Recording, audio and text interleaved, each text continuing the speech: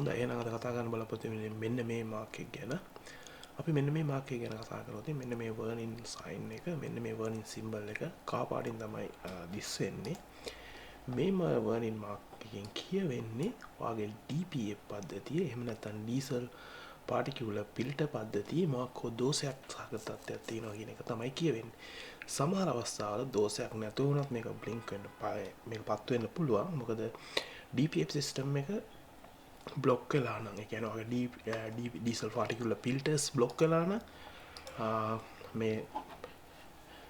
මේ සිම්බල් එක වර්නින් මාක් එකක් හැටියට ඔයාගේ ඩෑෂ්බෝඩ් එකේ පෙන්වන්න පුළුවන්. ඇත්තටම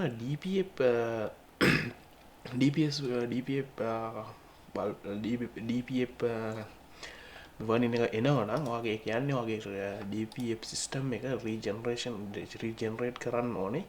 ඒ කියන්නේ මේකේ කාබන් පාටිකියුලර් කාබන් බිල්ඩ් අප් වෙලා තියෙන්නේ. මෙන්න මේ කාබන් ටික මේකෙන් අයින් කරන්න ඕනේ. ඒක තමයි මෙන්න මේ ලයිට් එකෙන් පෙන්නුම් කරන්නේ. මේක සාමාන්‍යයෙන් DPF ක්ලීනින් සිස්ටම් එක එහෙම නැත්නම් මේ DPF රීජෙනරේෂන් සිස්ටම් එක ක්‍රම තුනකට සිද්ධ වෙනවා.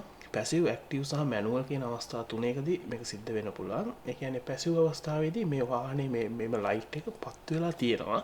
එතකොට අපි මේ වාහනේ ගමන් කරලා මේ ලයිට් එක නිවෙනකම් මේ වාහනේ ගමන් කරලා මේ ලයිට් එක නිවා ගන්න පුළුවන්. ඒ කියන්නේ ඔයාගේ වාහනේ සිස්ටම් එකේ ඔයාගේ එන්ජින් එකකින් මේ DPF ෆිල්ටර් එකට ලෝඩ් එක දීලා ඒකේ ඒ DPF ෆිල්ටර් එක ඇතුලේ 350ක් සෙල්සියස් දක්වා මේක උෂ්ණත්වය වර්ධනය කරගන්න ඔයාගේ වාහනට හැකියාව තියෙනවා නම් මෙන්න මේ පැසිව් කියන අවස්ථාවේදී ඔයාට වාහනේ ධාවනය කරලාම මේ ලයිට් එක නැති වෙනකම්ම ධාවනය කරලා මේ වගේ DPF එක ක්ලීන් කරගන්න පුළුවන්. ඒ තමයි පැසිව් අවස්ථාව. ඒ ඇක්ටිව් අවස්ථාවේදී ඔයාගේ වාහනේ ඒක කරන්න මදි නම් මේ දේ සිද්ධ කරගන්න තරම් ඔයාගේ ලෝඩ් එක ඔයාගේ එන්ජින් එකෙන් ලෝඩ් එක සහ ටෙම්පරේචර් දෙන්නේ නැති අවස්ථාවල මේකේ වාහනේම තියෙනවා තවත් වෙනම DPF පද්ධතියටම සම්බන්ධ වෙනම තියෙනවා ඉන්ජෙක්ටර් එකක් ෆියුල් ස්ප්‍රේ කරලා මේක එතන ගින්නක් ඇති කරලා ඔයාගේ DPF පද්ධතිය ක්ලීන් කරන සිස්ටම් එකක් තියෙනවා. මේක බලන්න පුළුවන් පෝඩ් වාහනවල ගොඩක් තියෙනවා. ඩීසල් ඉන්ජෙක්ටර් එකක් සහ ග්ලෝ ප්ලග් එකක් දීලා තියෙනවා DPF එකට කලින්. ඒ DPF එකේ ප්‍රෙෂර් එක වැඩි වෙනකොට DPF එකේ තියෙන මේ පාටිකියුලර් කාබන් ටික ඉවත් ගිනි තියලා අයින් කරන්න. ඒ වගේම මේ අවස්ථා දෙකටම අමතරව මැනුවල් මේක කරන්න පුළුවන්. ඒ කියන්නේ මේ ලයිට් එකපත් වෙනවා. ඔයාට මේක දුවන්න ඉඩක් නැහැ. ඔයාට මේ ගැන දැනුමක් අවබෝධයක් නැහැ. ඔයා වර්ක්ෂොප් එකකට යනවා මේක මැනුවල් රීජෙනරේට් කරන්න කියලා රීජෙනරේෂන් එක කරන්න පුළුවන්. ස්කෑනර් එකක් භාවිතා කරලා ඔයාට කරන්න තියෙන්නේ මේ දේ